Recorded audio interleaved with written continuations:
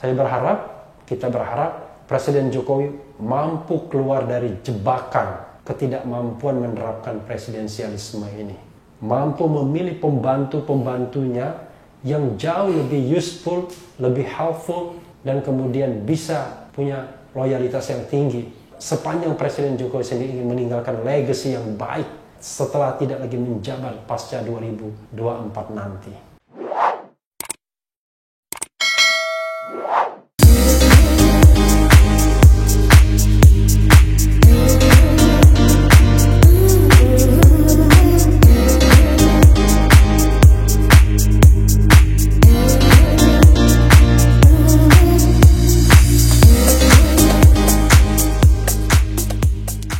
Assalamualaikum warahmatullahi wabarakatuh, Sobat RH sekalian. Jumpa lagi kita di channel yang keren ini, Keren Cadas. Dan kita mau Uber hari ini. Uber soal yang lagi hot-hotnya, lagi hangat-hangatnya, soal isu reshuffle. Ya, ini gara-gara Presiden Jokowi sendiri yang mengatakan bila perlu bubarkan lembaga, bila perlu reshuffle. Saya udah pikir kemana-mana katanya. Ketika memberikan pengarahan sambil marah-marah di depan rapat lengkap kabinetnya. Pada tanggal 18 Juni yang videonya baru ditayangkan Sekretariat Presiden tanggal 28 Juni alias 10 hari sesudahnya. Setelah itu menggelinding isu reshuffle. Salah satunya adalah yang dilakukan oleh lembaga survei yang mewawancarai responden kira-kira siapa menteri yang paling diinginkan, paling mereka inginkan untuk direshuffle, bukan untuk diberikan penghargaan ya. Jadi survei siapa yang mau diberhentikan. Nah, kita Uber beritanya yang dirilis CNN Indonesia. Survei IPO ya, bukan Initial Public Offering, tapi ini lembaga survei. 10 menteri teratas yang diharapkan kena reshuffle. Luar biasa ya. Orang biasanya teratasnya karena prestasi, ini diharapkan kena reshuffle. Jakarta CNN Indonesia. Indonesia Political Opinion, rupanya Indonesia Political Opinion, melakukan survei terkait menteri dalam jajaran Kabinet Indonesia Maju yang diharapkan masuk bursa reshuffle, perombakan oleh Presiden Joko Widodo dalam kurung Jokowi. Hasilnya, nama Menteri Hukum dan HAM Yasona Lawli berada di posisi paling atas dengan suara sebesar 64,1% dari total responden. Luar biasa ya, ranking 1. Ranking 1 tuh di reshuffle ya. Paling muncul pertama ini bukan nama yang asing. Yasona Lawli ada 61,4% paling layak dilakukan reshuffle, ujar Direktur IPO Dedi Kurnia Syah dalam acara diskusi polemik Trijaya Sabtu 4 Juli.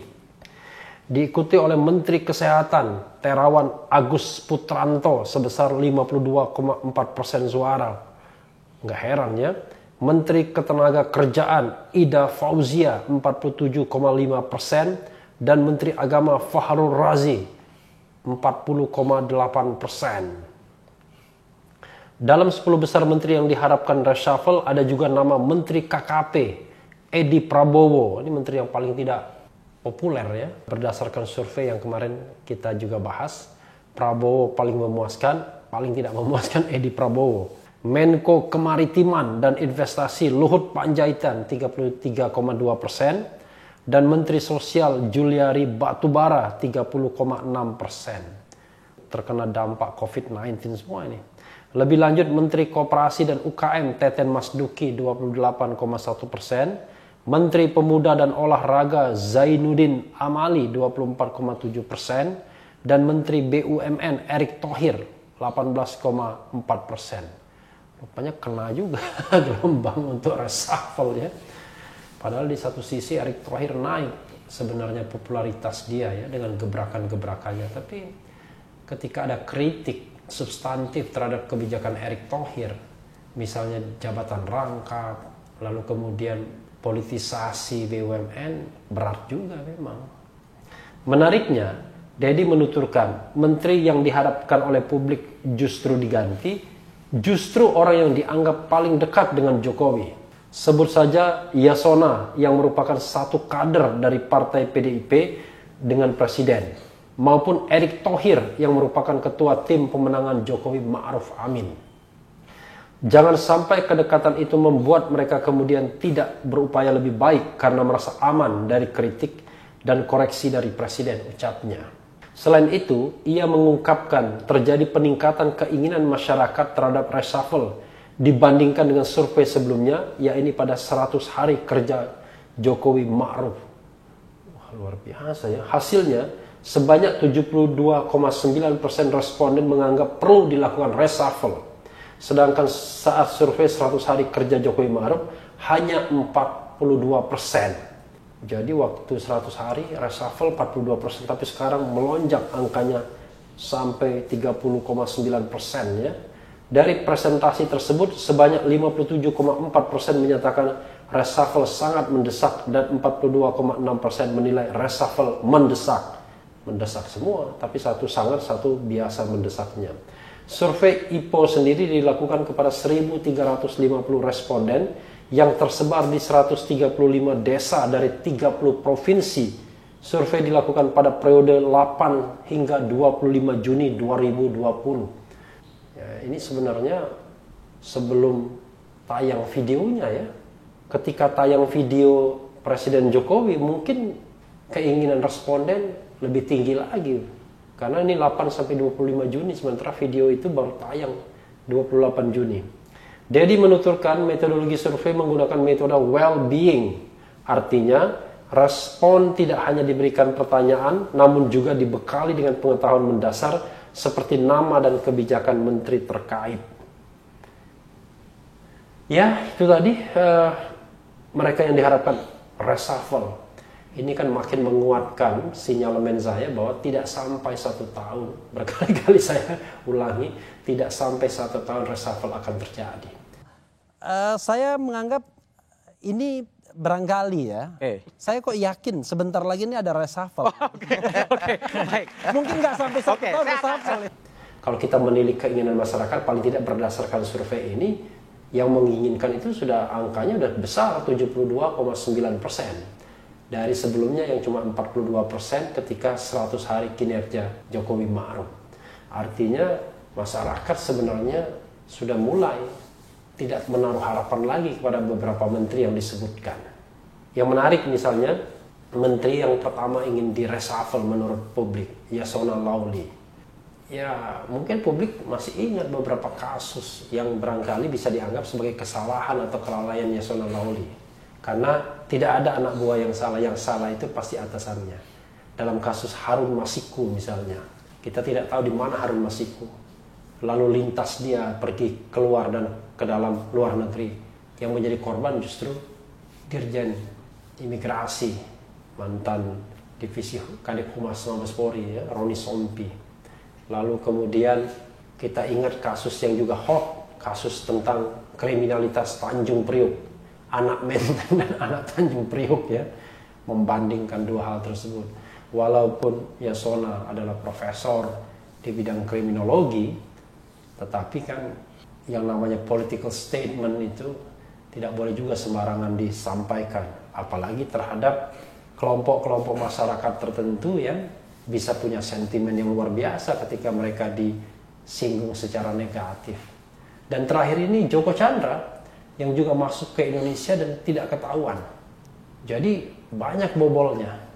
Hanya memang kalau kita mau bertoleransi, yang namanya Menteri Hukum dan HAM itu luar biasa tugasnya. Mengurusi berapa ditjen, berapa badan, itu jangkauan tangannya harus memang kuat. Nah, hanya memang persoalan yang mendasar adalah independensi. Saya sendiri sebagai orang hukum berharap punggawa-punggawa hukum itu diisi orang yang netral. Jangan orang yang dekat dengan partai politik. Ada tendensi sekarang partai politik mulai melirik hukum. Kenapa? Karena ada kaitannya juga dengan persaingan politik. Ya seperti masa jabatan sebelumnya Jaksa Agung misalnya, ditengarai digunakan untuk menundukkan elit-elit lokal, kepala-kepala daerah, dan sehingga akhirnya memilih ke partai tertentu untuk berjuang di satu sisi tapi aman di sisi yang lain. Jadi karena itulah kemudian termasuk kursi panas, tapi akhirnya partai yang sebelumnya menguasai Jaksa Agung tidak diberikan lagi kesempatan. Tapi konon partai satunya lagi yang menguasai. Saya nggak perlu menyebutkan namanya, karena semua itu merupakan pengetahuan publik. Hanya memang untuk saat ini Jaksa Agung membantah link dengan partai tertentu. Dia diangkat karena ya diangkat presiden, nggak mungkin diangkat yang lain ya. Tapi rekomendasi mungkin saja terjadi.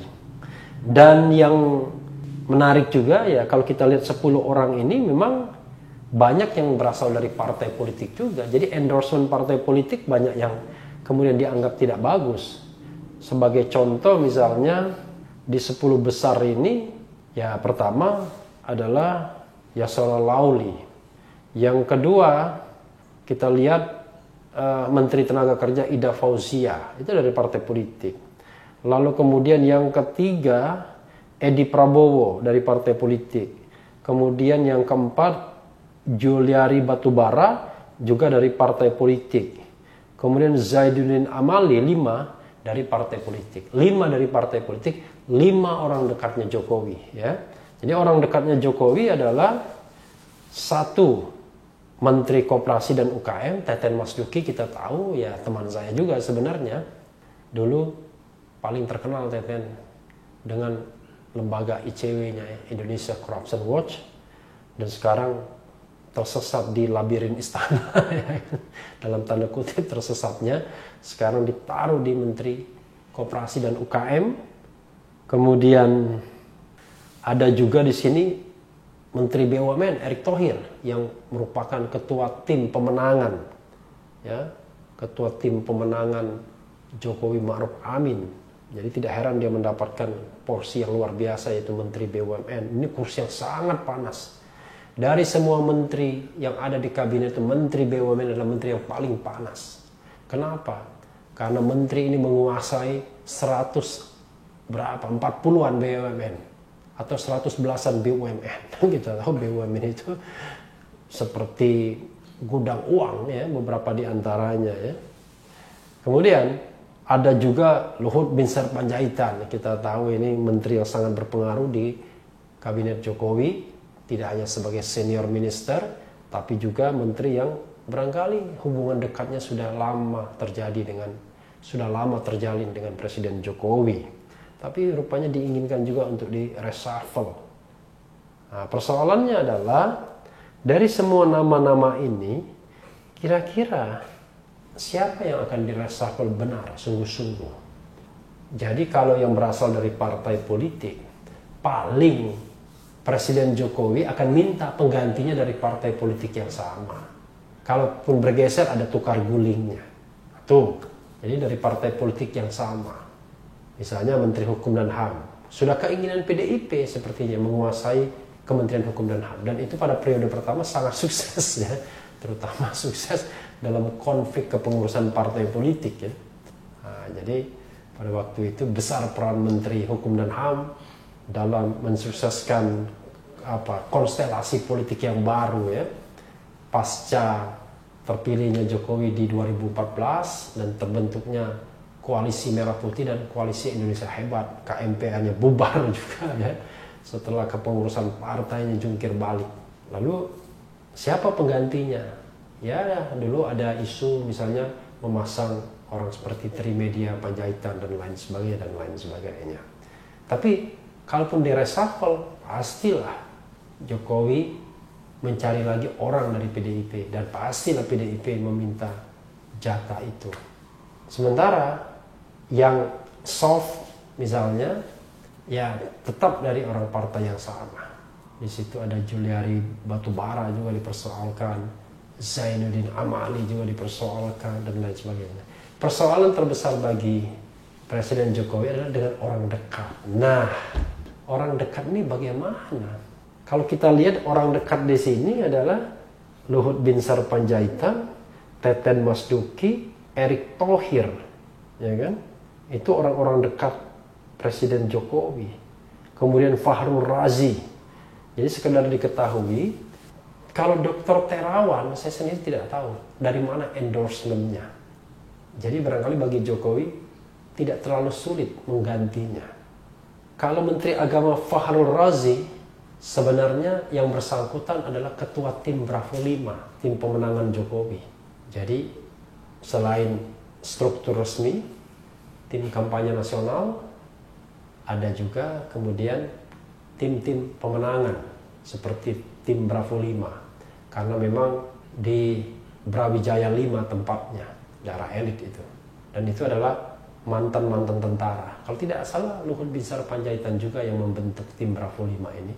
Dan ketuanya kalau tidak salah Fahrul Razi. Sehingga Fahrul mendapatkan ganjaran karena prestasinya itu. Jadi ini agak berat juga mau diapakan. Berikutnya Teten Mas Duki, itu tim pemenangan sudah sejak tahun 2014. Termasuk tim yang menentukan memunculkan nama Presiden Jokowi yang harus dicalonkan waktu itu. Tentu waktu itu belum presiden ya, ketika Megawati masih ragu-ragu, juga orang dekat, tapi ada presidennya seperti Andrinov Caniago mungkin digeser dari jabatan menterinya kalau dipandang tidak mampu, tapi akan diberikan jabatan komisaris utama di perusahaan-perusahaan yang luar biasa. Entah Teten mau apa enggak ya, tapi Andrinov mau digeser dari Menteri Pembangunan Nasional Kepala Bappenas, dijadikan komisaris utama Angkasa Pura II, kemudian begitu lowong di BRI jadi komisaris utama BRI, which is good ya. Kemudian sekarang menjadi komisaris tetap, tapi wakil komisaris utama di Mandiri. Jadi tergeser dari BRI Mandiri. Tapi mending, karena lingkaran kekuasaan orang dekat ya masih bisa bertahan ya. Gitu. Kalau tidak punya gantungan ya susah bertahan. Lalu kemudian kalau kita kaitkan juga dengan nama lain, wah, Luhut Binsar Panjaitan. Kalau ini hebat kalau Presiden Jokowi berani atau mau mempensiunkannya. Kalau dilihat dari aspirasi masyarakat selalu muncul nama Luhut. Ini mohon maaf Pak Luhut ya, ini kan kritik yang membangun. Jadi selalu muncul. Tetapi beliau adalah orang yang useful bagi Presiden, yang bisa menyelesaikan masalah bagi Presiden. Jadi sebenarnya lebih pada mungkin persepsi yang buruk di masyarakat saja ketimbang kinerja. Atau saya tidak tahu. Saya tidak ingin menilai soal kinerjanya, tidak ingin juga menilai soal persepsinya. Tapi intinya adalah dari survei ini termasuk yang diinginkan untuk diganti. Dan pengalaman Luhut sebenarnya lucu. Dia muter-muter, tapi mengerjakan tetap pekerjaan presiden yang utama. Pernah menjadi kepala staf presiden, KSP, kemudian geser Menko Polhukam, geser Menko Maritim, sekarang tetap Menko Maritim. Karena ternyata dibandingkan ngurus politik, beliau lebih sigap mengurus soal-soal yang terkait dengan ekonomi, terutama investasi. Nah, siapa lagi? Ya, Erick Thohir yang terakhir. Apakah Erick Thohir kemudian akan digeser juga ya? Jadi 5 politik, 5 non politik. Yang paling lemah sepertinya Dr. Terawan, yang mungkin paling mudah untuk diganti, apalagi Presiden Jokowi tega-teganya menyebut nama itu ketika marah, ya, menyebut Kementerian Kesehatan. Tapi 4 ini akan memunculkan dilema. Erick Thohir bisa jadi, kalau dilihatnya katakanlah the ruling party sudah mulai tidak senang, bisa saja digeser, isunya digeser ke Menteri Perdagangan. Luhut Binsar Panjaitan mau senang tidak senang, Luhut sendiri punya bargaining position yang kuat. Ya mungkin berat.